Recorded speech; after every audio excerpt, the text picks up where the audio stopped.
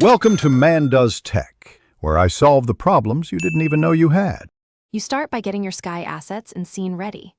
Import HDRI, Cubimap textures, or use Ue5 sky atmosphere material.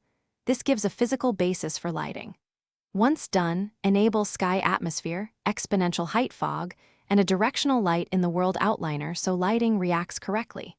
Make sure to create a new level or open the map and save a backup before making big changes. That prevents losing work and keeps iteration fast. Next, place the sky atmosphere actor and then assign your directional light as the sun source so the atmosphere models realistic scattering. Then add a skylight and choose either real-time capture for dynamic scenes or assign a static cubimap for consistent lighting. This balances ambient illumination. After that, adjust exponential height fog and volumetric scattering to blend the horizon.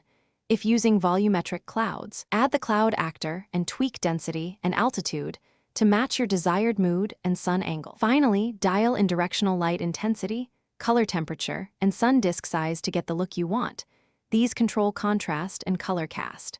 Once satisfied, recapture the skylight or bake lighting for static scenes so indirect light matches the sky.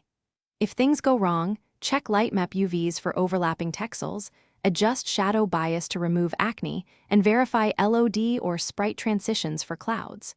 If artifacts persist, toggle real-time capture versus static cubimap to isolate the issue.